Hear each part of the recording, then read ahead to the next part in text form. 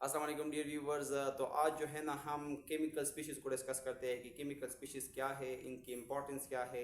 ठीक है, और हम जो है ना इसको अंडरस्टैंड करते हैं इन डिटेल के कौन कौन से स्पीशीज़ हमारे पास है केमिकल स्पीशीज़। तो इन सब को जो है ना डिटेल से हम अंडरस्टैंड करते हैं। ठीक है, तो केमिकल स्पीशीज़ हमारे पास एक्चुअली वो एटम्स होते हैं, वो मॉलिक्यूल्स होते हैं या मॉलिक्यूलर आयन होते हैं या आयन्स होते हैं या फ्री रेडिकल जो हमारे पास केमिकल रिएक्शन में हिस्सा ले ले, पार्टिसिपेट कर ले।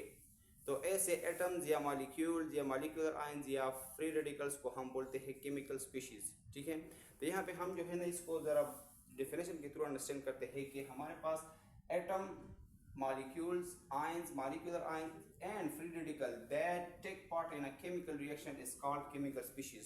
तो उनको जो है ना हम क्या बोलते हैं केमिकल स्पीशीज।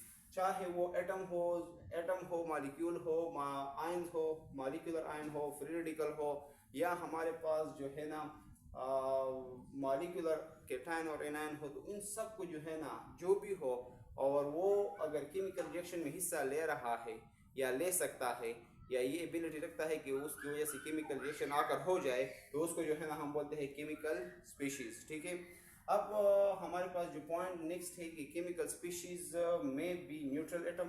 केमिकल स्पीशीज जो है ना हमारे पास न्यूट्रल एटम भी हो सकती है, एटम भी रिएक्शन में पार्टिसिपेट कर सकता है, मॉलिक्यूल भी पार्टिसिपेट कर सकता है, चार्ज आयन भी कर सकते हैं। ठीक है, और फ्री रेडिकल ये सारे जो है ना हमारे पास केमिकल रिएक्शन में पार्टिसिपेट कर सकते हैं। तो इन सब को जो है ना हम बोलते हैं केमिकल स्पीशीज। ठीक है, देखिए मैटर जो है ना हमारे पास इस यूनिवर्स में दो फॉर्म्स या टू फॉर्म्स में जो है ना वो पाए जाते हैं मेटल। एक को हम बोलते हैं प्योर मेटर और दूसरे को हम बोलते हैं इम्प्योर मेटर।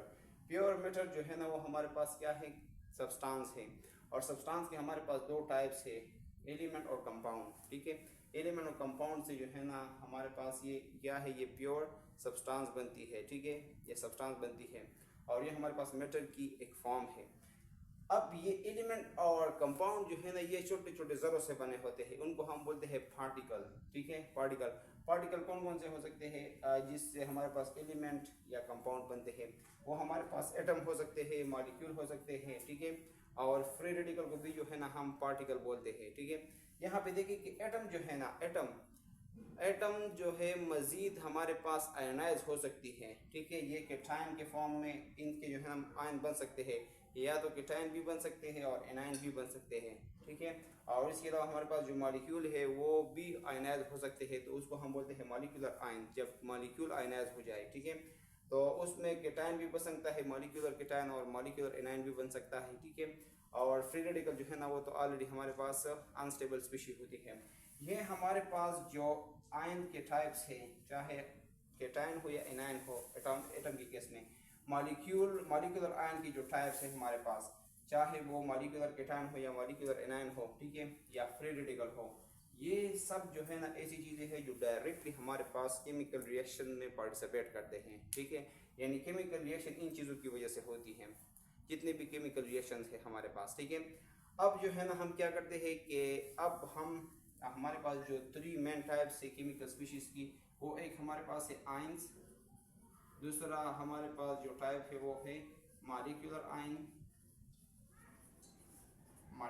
आयंस, और तीसरा जो हमारे पास है वो है फ्री रेडिकल। हम इसको जो है ना डिटेल से अब समझते हैं। ठीक है, वन बाय वन इसको एक्सप्लेन करते हैं विद एग्जांपल्स। तो आप लोग ये नोट कर लें और नेक्स्ट जो है ना हम इसको वो करते हैं, एक्सप्लेन करते हैं।